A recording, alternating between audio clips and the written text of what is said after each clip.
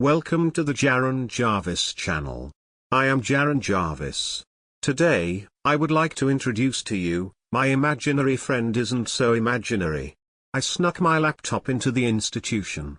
It's not like it was that hard. Even maximum security here is crap. I can escape any time I want, but I have to be patient. I need to time things just right. After all, we have big plans to complete.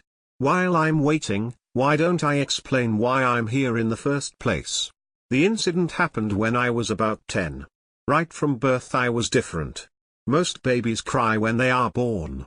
Me? No. I simply pushed my way out into the world and looked around. In fact, I never cried. I never screamed when I fell, never whined when I got hungry, I never even shed a tear when I was bitten by the neighbor's dog. My parents, of course, always thought that there was something wrong with me. They thought that maybe there wasn't something right in the head. From the time I could start talking I was sent to a counselor. Every time was the same result. He's just different. I could have told them that myself if they bothered to listen. Well, life went on and I was sent to school. I tried to make friends, but it's hard to like people who have the brain power of a dull pencil. So, I just kept to myself. I did my work and avoided other people, judging them silently. I must admit, young people are much too cheery, too optimistic. Though I was still lonely. All humans have the urge for a connection with someone else. I knew I wouldn't find it with those crayon-eating dopes, so I decided to make my own best friend. I wanted to imagine a bipedal cat. I love cats and they usually love me, so why not? I did everything I could. I imagined the long tail, the feline eyes, even the fur pattern. But that's not what my brain spit out. After several minutes of hard thinking, standing in front of me was a tall, thin, pitch-black man. He had long lanky arms and legs. My head didn't even reach his hips. What are you? The first question came to my mind. This thing appeared when I wanted a cat person, and I was a little disappointed. The thing didn't look at me. It was facing in the other direction, its eyes probably focused on the wall of my bedroom, which it had to bend over slightly to fit in. Hey, big black moron. I'm talking to you. Please don't take that out of context. I was angry. First, my imagination decided to make this monstrosity, and now it won't talk. At least turn around and look at me. And so it did. The creature turned around and looked at me. I was taken by surprise. It had almost features. No nose, no ears, no mouth. Only two glowing, pure white eyes.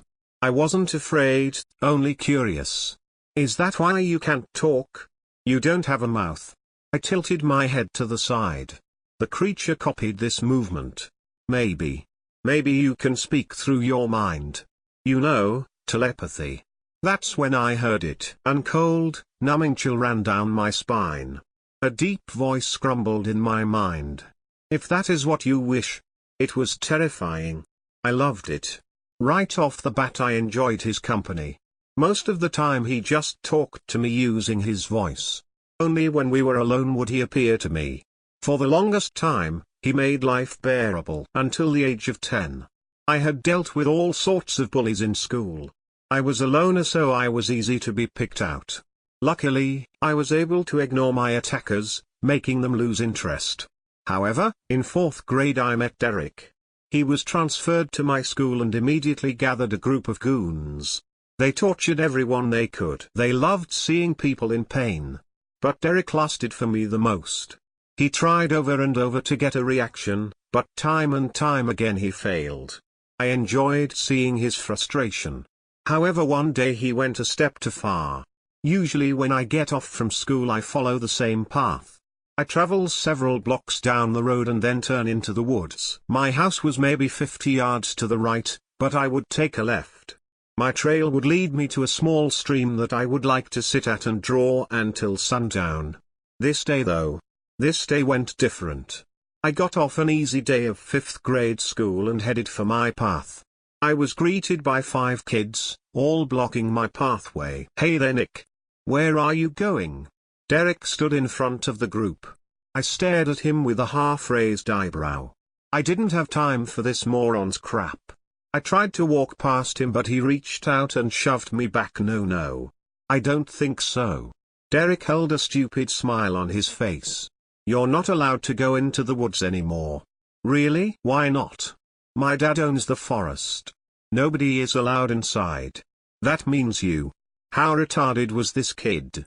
Wow. Your dad owns a county-owned conservation easement? Correct me if I'm wrong, Buet.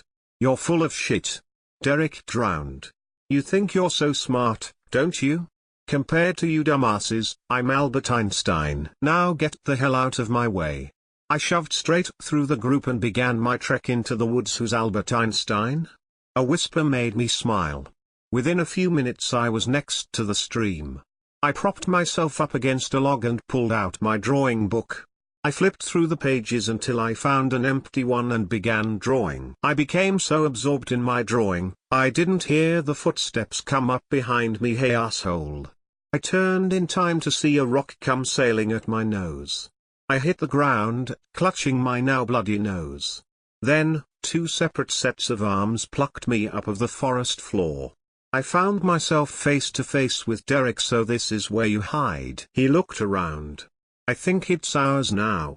Are you kidding me? Yours?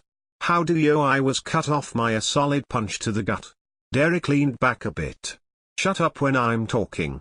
I struggled to catch my breath, my head dangling on my shoulders. I then felt something grip my hair and pull up until I was nose to nose with Derek. You're going to do everything I say from now on. Anything I tell you to do, you do. If I want you to do my homework, you do my homework.